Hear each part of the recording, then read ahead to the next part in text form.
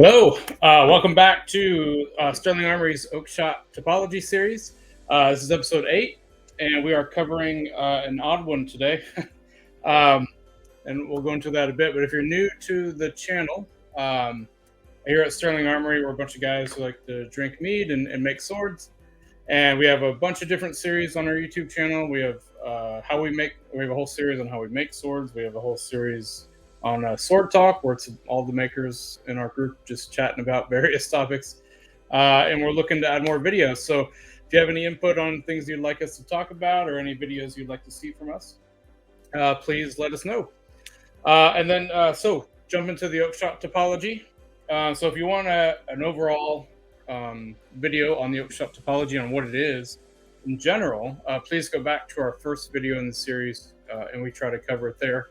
Hopefully we do a decent job at that. Today we're focusing on type 20 or type XX of I laugh because side tangent, totally not even related, but I walked into a Forever 21 store years ago with a girlfriend. This probably I was just out of, or I think I was in college at the time. And I'll never forget it. The guy who welcomed us at the door was like, "Welcome to Forever XXI." And I don't know why that stuck with me, but it's really funny when I think about it. I don't know. So when I get to type 20 here, it kind of reminds me of that. But type 20, type XX, if you are a Forever 21 store, welcomer. Wow, that really, yeah, yep, that's my life. So type 20 though.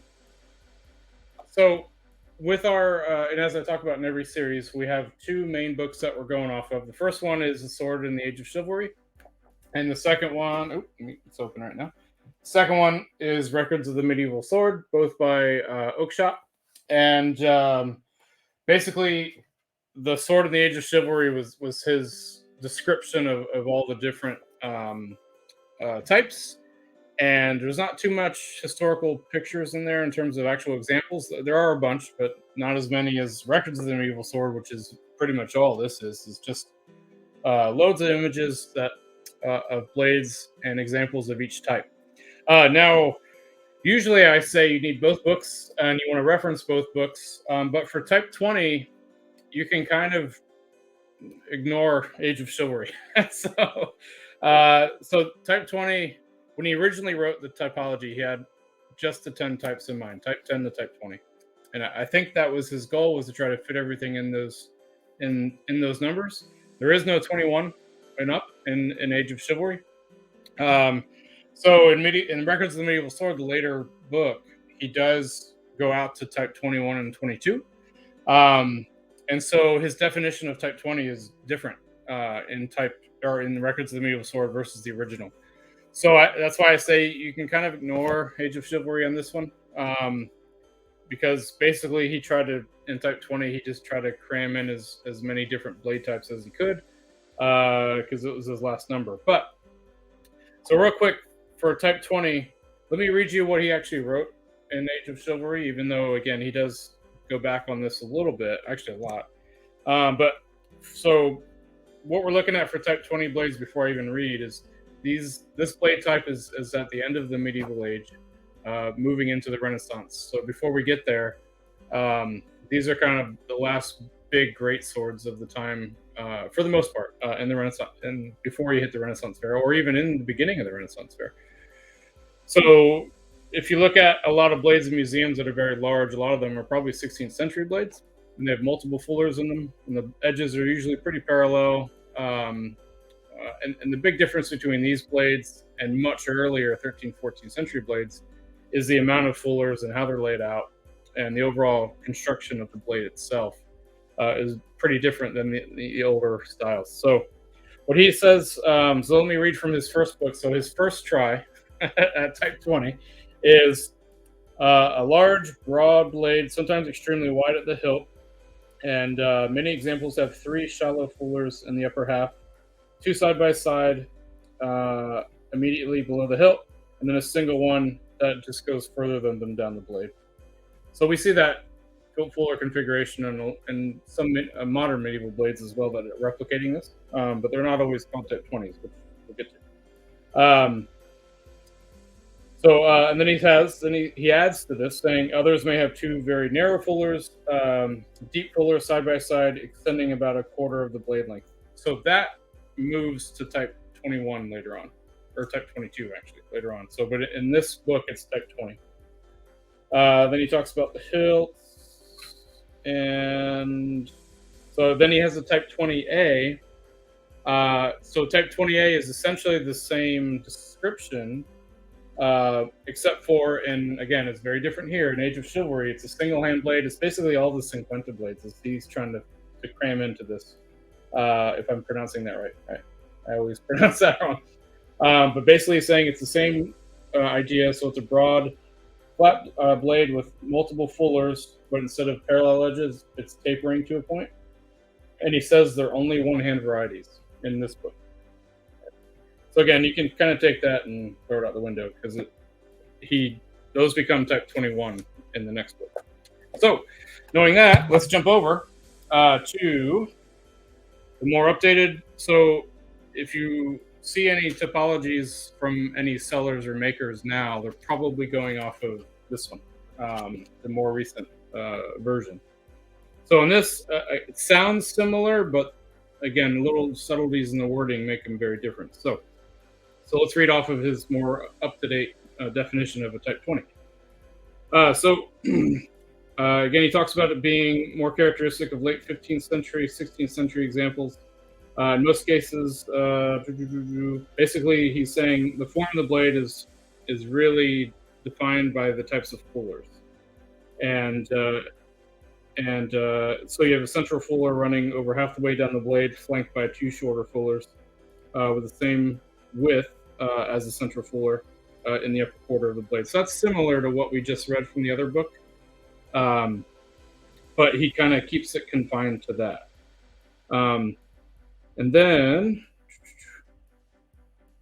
so he also talks about that a lot of these are bearing swords. So that's very common, especially when you're in the museums. A lot of the big Type 20s that you'll see, especially if they're huge, they're usually bearing swords. And then Type 20A, he keeps the same idea that it's a multi-fuller blade, but this time the edge is tapered, but he doesn't confine it to single-hand blades now. Now he's saying it could be a two-hand blade or a single-hand blade. But I still think he's very muddled in that definition, and we're going to dive into some images here, and that might show why I think that definition is a little muddled. So that's Type 20. Type 21A, basically very large swords with blades with multiple fullers in them.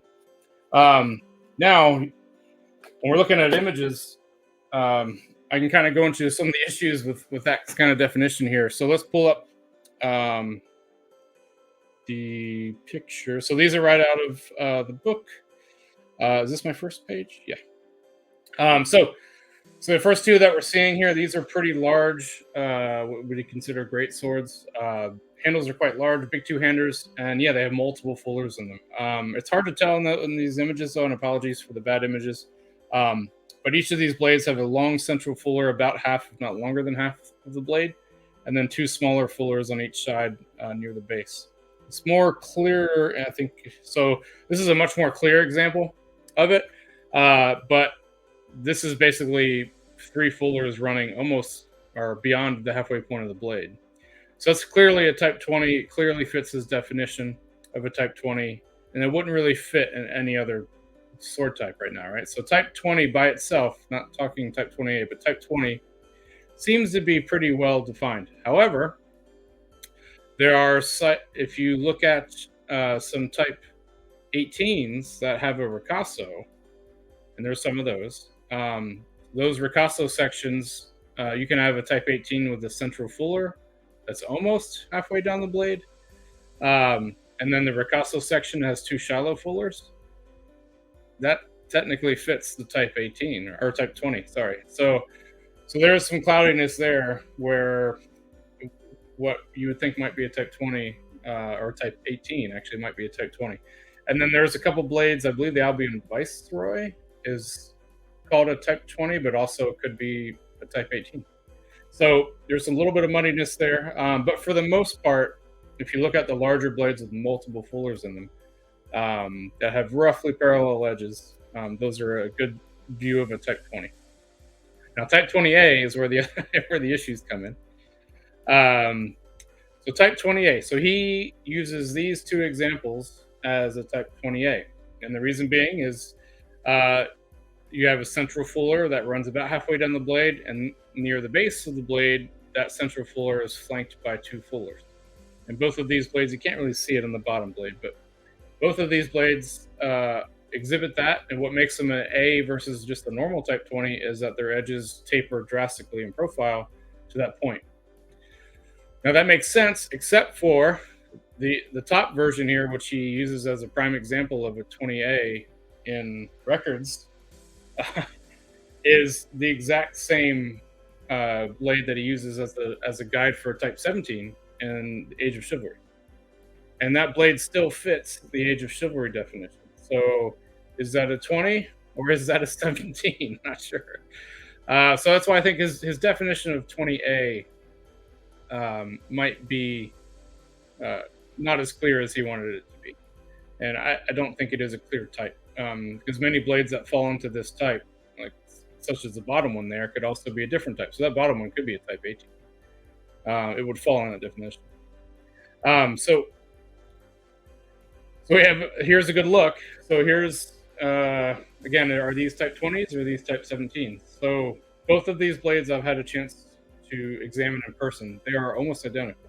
The top one is a much more preserved piece, but the second one is very similar. Similar pommel shapes, similar guard types. The blades are very similar as well in cross section and in profile. So again, both of these were Type 17s in Age of Chivalry, but the top one is now called a Type 20. And I don't know why. I don't know why. So if you're going to call the top one a Type 20, I think you have to call the bottom one a Type 20 as well. But he doesn't. It's still a Type 17 in records of the medieval sword. So both of them have that hexagonal cross section. Both of them have that ricasso. Both of them have a narrow fuller in the center, and then both of them have shallow fullers in that ricasso flanking the central fuller.